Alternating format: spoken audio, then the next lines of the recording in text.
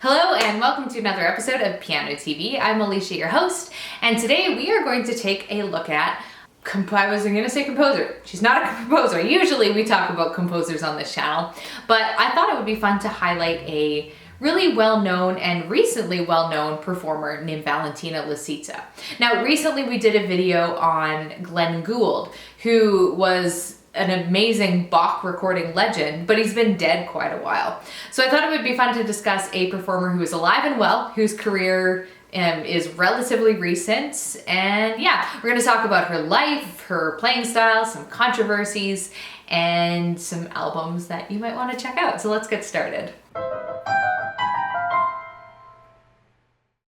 Valentina was born in Kiev in 1973, and like many professional performers, she was a child prodigy who was playing music recitals by the age of 4. Despite that, though, she really wanted to be a pro chess player all throughout childhood. But even so, she continued to study music throughout her life, attending both the Lysenko Music School for Gifted Children and later the Kiev Conservatory at age 17. And that's actually where she met her future husband, Alexei, over a game of chess. As far as her parents go, her mother was also named Valentina, who was a seamstress working as a single parent doing menial labor all of her life. She wanted Valentina to be educated the young Valentina, to be educated in music so that she could live a better life. She hoped that her daughter would grow up to become a music teacher. Valentina and Alexei, or Val and Al, as some fans might say, entered a Miami-based competition called the Murray Dranoff 2-piano competition in 1991. So they both decided to take that as an opportunity to roll the dice and move to America. And the next year, in 1992, the two were married. They hopped around the United States a bit, eventually settling in rural North Carolina, where they could afford an old mansion big enough for their 4 concert grand pianos. Valentina performed and competed for a while, but in the early 2000s, her opportunities started to dry up as she got a little bit older and she had a baby. So at this point, without a lot of opportunities coming in, she started to explore other career options. In Lisitsa's words, I thought, am I just going to perform for myself or do something useful? I was ready to go work as a translator for the CIA. I filled out the application online, but I didn't have the heart to press the send button. She even answered a Craigslist ad for a wanted piano player at a retirement home. But when she contacted the people, apparently they'd already filled the position. So Valentina had her husband help her film a performance of Chopin's 24 Preludes. And their idea was that they would record these preludes and release them on Amazon to sell and, earn a little bit of change or whatever. However, someone took these videos and uploaded them illegally to YouTube without their consent. And initially they were furious because, for obvious reasons, but they started getting tons and tons of hits on YouTube. So they saw this as an opportunity instead. And they started selling more CDs on Amazon as well because they were getting all this YouTube publicity. So that's when they really decided to embrace YouTube. And Lisitsa's 24 Preludes are actually they are the #1 most viewed of the Preludes, of Chopin's Preludes on YouTube. I don't know why that was so hard to say. Later, in 2010, Valentina and Alexei pooled their resources to put together a CD of Rachmaninoff concertos, which were performed with the London Symphony Orchestra. It was a really expensive gamble, they even put their home on the line, but it did end up getting her a record deal with Decca Classics in 2012. The Royal Albert Hall offered to host Valentina's London debut in 2012, and Decca Classics recorded it. It was her first release on the label, and also Google's first ever HD live stream, which is kind of interesting.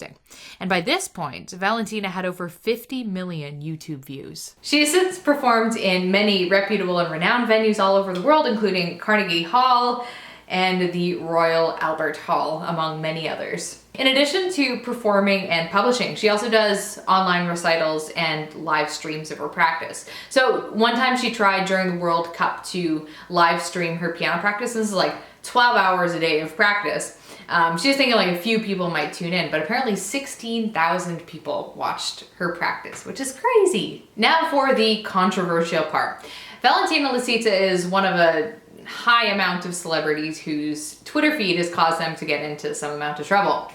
In 2015, she was scheduled to come to Toronto and play with the TSO, the Toronto Symphony Orchestra, but they ended up canceling the shows because her Twitter feed, her tweets crossed a line. And I don't want to get into it too much on this channel, but the tweets had to do with the conflict between the Ukraine and Russia. So they were of a political and sensitive issue. The Toronto Star criticized this decision, saying that she was scheduled to play the piano, and banning a musician for expressing opinions that some believe to be offensive shows an utter failure to grasp the concept of free speech. Lisitsa's response to the criticism is that she uses satire and hyperbole, which in a hyper-literal society when you can write anything and it's going to be taken at face value, just obviously isn't going to go over very well. Now let's talk about Lisitsa's repertoire and her discography, because it's really broad and she does a whole bunch of different performers.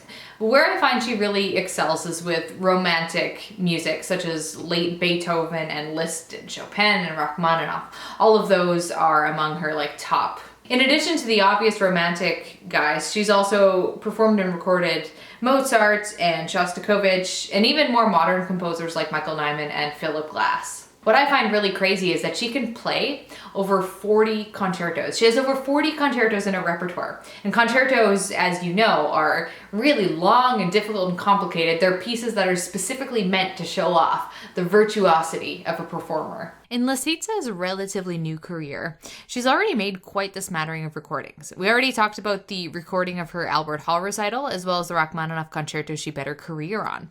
But she's also recorded plenty of Liszt, Michael Nyman, music from the piano and Wonderland. She's recorded Chopin and Chopin etudes, as well as Philip Glass and others.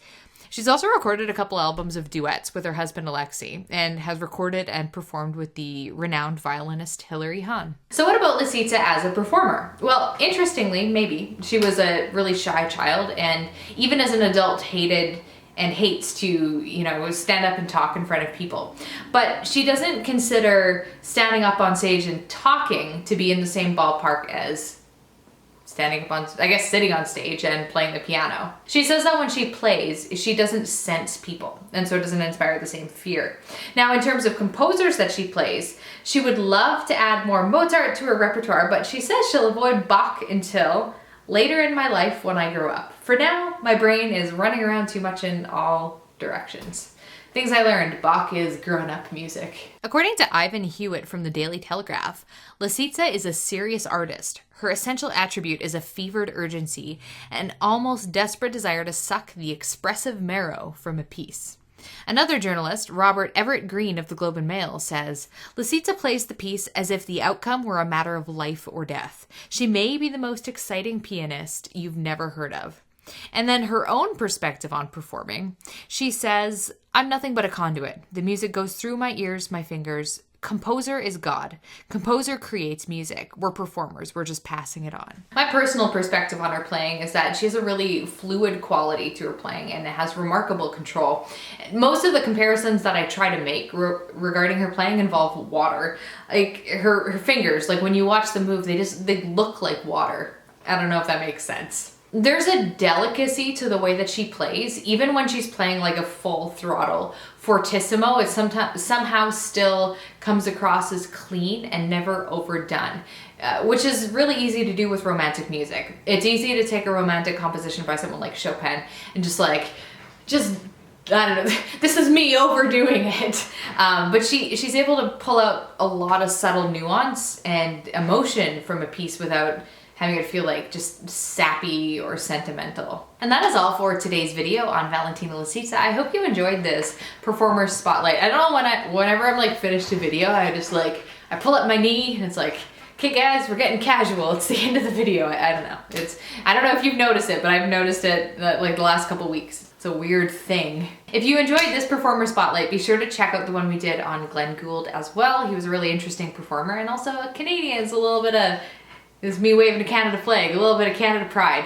Thank you so much for watching. You can give it a thumbs up if you enjoyed it. Subscribe if you haven't already. You can come hang out with me over on Patreon. That's linked at the end, like where you have all the links as well as my social media stuff. And I've been using Instagram a little bit more lately, like the stories. So if you just want to be a part of my more like day-to-day stuff or see some of the food, like I do a lot of my Instagram feed, a lot of it is food, so you can come hang out with me over there and that'll be a good time. Catch you later, guys.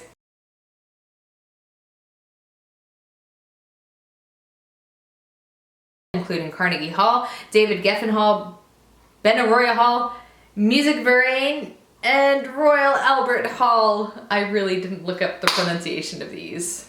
Let me try that again.